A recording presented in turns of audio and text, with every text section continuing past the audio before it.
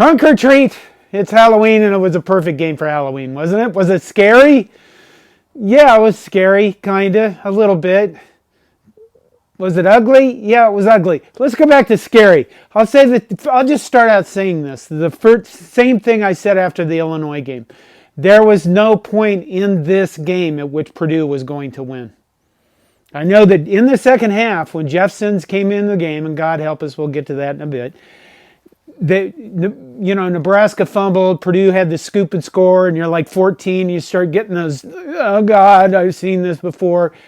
Our defense since the goal line stand in the Illinois game, our defense has made sure that this team is going to win games. Are they going to win them all? I don't know. I don't care. We went 1-0 this week against Purdue, and we moved to 5-3.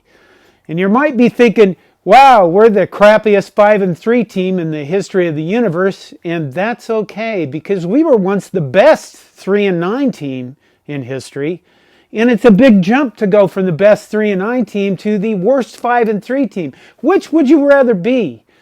And is there a lot to complain about? Of course, there's a lot to complain about. But Nebraska is one game away from their goal, or my goal. I don't know what your goal is, but my goal was get to a bowl game and wipe the stink off this program. They're one game away from that. And, we can get to Michigan State later in the week. I made notes, so my laptop went bad.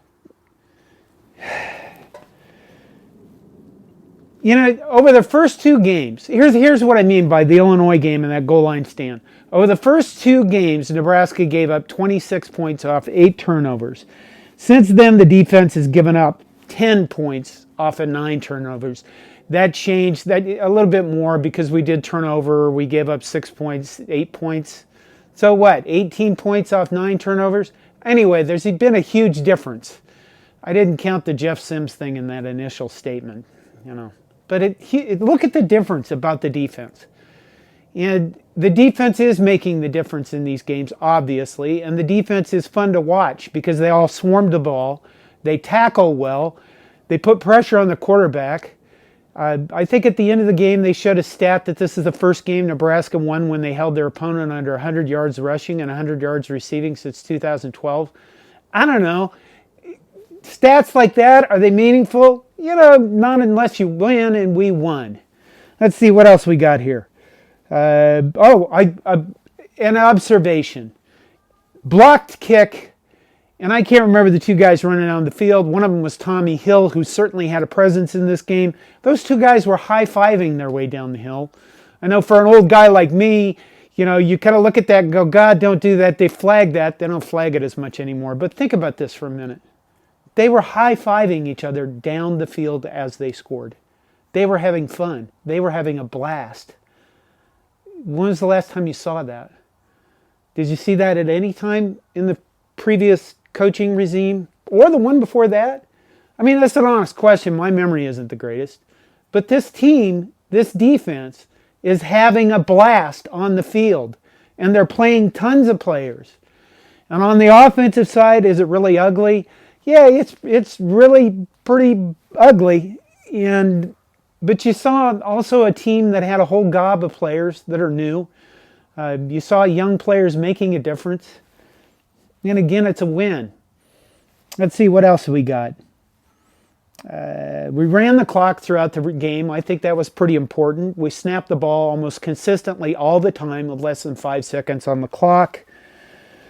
Was it 5 fumbles? And we still won handily. Won handily with 5 fumbles.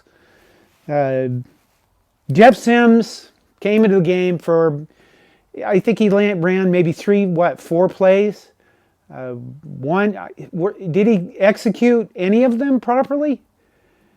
And I hate to bash the guy that much, but there's a lot of people that have been saying they should go back to playing Jeff Sims. Okay, I know he fumbled the ball and we gave up a touchdown because of it, but I think the most damning play of his series was he went the wrong way on a handoff. He's not even executing the offense, and it's not like they're asking him to do a quantum mechanics offense. They're just asking him to hand the ball off there. So I don't know if I care if we ever see Jeff Sims again take another snap at Nebraska, and that's a pretty harsh statement, but You have to look at the guy and how many plays he's actually played and how many turnovers he's had. And, God help us if Heinrich Haarberg gets hit. Was Chubba Purdy available? Well, I hope he's available from now on. Otherwise, you're looking at, who is it, Jack Wosh and Luke Longville to go in a game and hand the ball off and ask your defense to do what they did today. Get some turnovers and get a touchdown. And, what's going to happen the rest of the season? I don't know. I know this. We beat Purdue. We're 5-3. That's a hell of a lot better than I think a lot of us thought we would be. The season is setting up, so they might have an incredible season. I'm trying not to go there. We have Michigan State next. It's getting cold out here. It is cold out here. It's 32. Winter is upon us. I don't know anything else, really. I think that Matt Rule's done an amazing job. And, I guess from there I'll just say happy Halloween and go Big Red. And my wife has built this. This is something they're doing for their church. It's called Trunk or Treat. And I guess the kids come up to the trunks and get candy. And what else happens? Do I yell at them? Do I get a yell at the kids? No, I don't get a yell at the kids. Do I get a yell go Big Red at the kids? No, I don't get a yell go Big Red at the kids. Do I get a yell anything? How about it? Oh, Jesus loves you? Well, I can yell that apparently. That's a lot different than what I usually yell during these things. Okay, that's it. Nebraska wins 31-14, moves to 5-3. Be positive, because this team's going places. We have still a lot of games left, and November is the separator in all of college football. That's when things happen, the unexpected, and it's going to be a blast. Look forward to it. Stay positive. It's beautiful. And, I guess one more thing I'd say. One more. I just remembered it.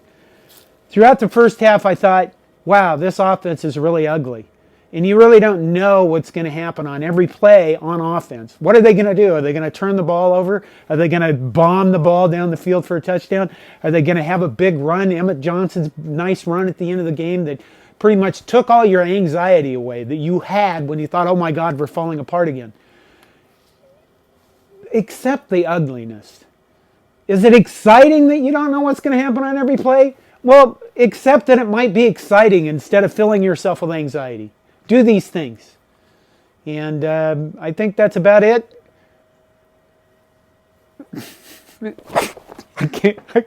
Catching a corn in the...